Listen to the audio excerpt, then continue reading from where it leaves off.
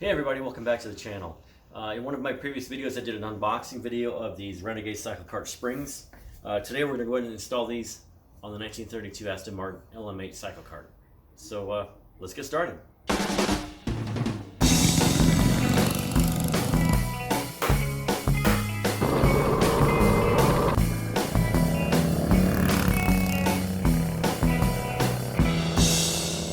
Okay, so here are the Renegade springs. In the review I did, we talked about the bolt holes, how there's two fewer holes in it, and it's got slightly less arch. I just measured the arch. It measures from the workbench to the top roughly 3.5 inches. And so I'll measure the angles once I get those off the cart and give you an idea. So I've got a drawing here. So the Renegades are 3.5. We'll find out what the angles are. Currently where it's sitting right now, the Ingles Coat Shop, at the front of the frame, at the mounting point, 8 3/4 inches and 9 inches back here at this mount. So I'll remeasure it again once we put these new ones on here. And I'll explain to you why I'm doing this. This Renegade front axle and spindle assembly is fantastic, but the Ingles springs have a little too much arch in them. And what's happening, if you can see here, where this goes in here, it's about an inch above, and this is really close to touching. In fact, during spring compression, and this is actually touching at some point. So my hope is to get this up a little higher by bringing down the front end a little bit.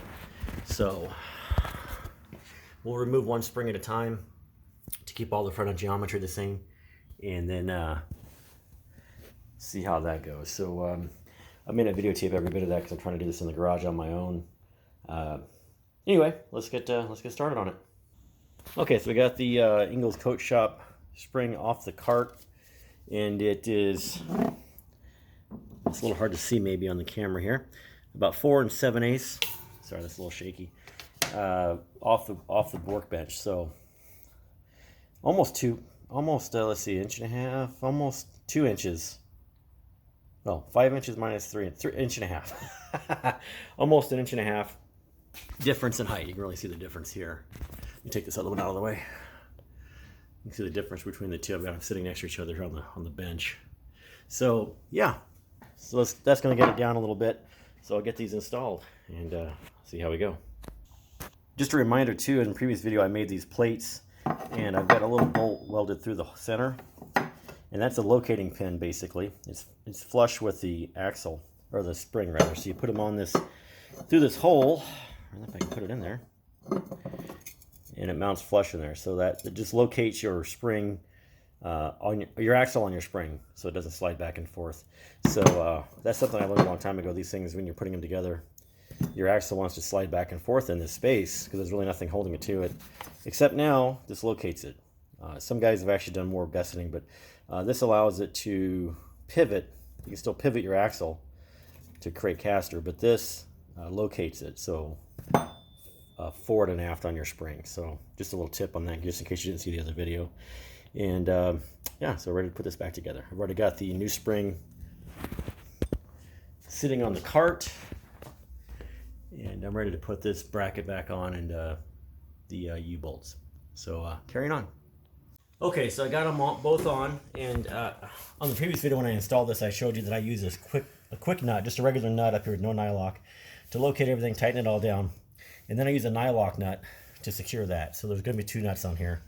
Pretty simple, straightforward stuff. So I'm using this tool just to make sure everything's tight. Make sure I got the right direction. Yep. You want to make sure these are kind of together on the same size, or the same amount of torque on each side as best you can. That one's fully torqued. And then kind of keep them so they're even as they go down the threads on here. You'll just be able to tell if you got it or not. So we'll go around and put these little nylocks on here. This tool I got for Christmas, this Ryobi electric socket, or battery operated socket, is awesome. This thing came apart so fast. Otherwise, you're over here wrenching on this thing for a long time. There's a lot of threads on here. I guess you could cut these down. The threads don't need to be this long. They just happen to come this length from the hardware store. And but we did save 2 inches of travel. There's 2 inches less travel now than it had before. So it's a little closer to the ground. Fast work, man. I love it.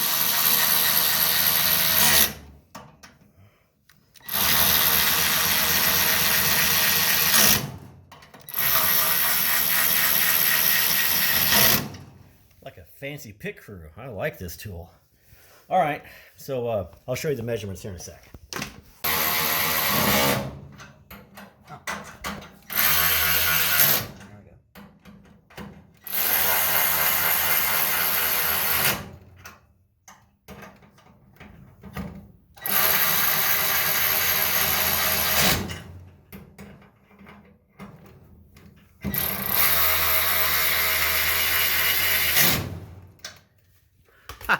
Sure like power tools. That's awesome. Yeah. Yeah, so that's going to be great. So we'll get it on the ground here in a sec, show what we got.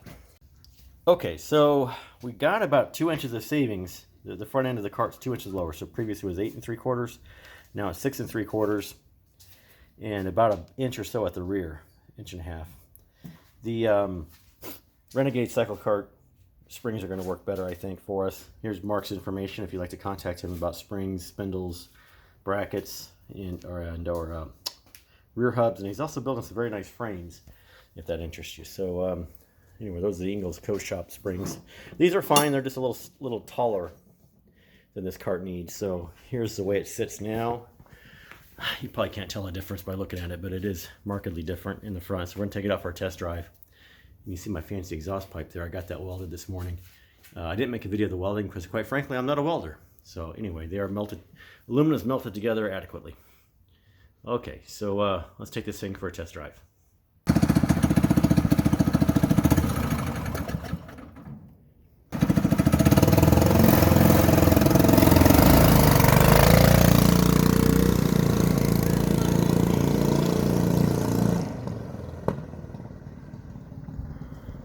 All right, Steve was taking it out for a little test drive with the new springs on it.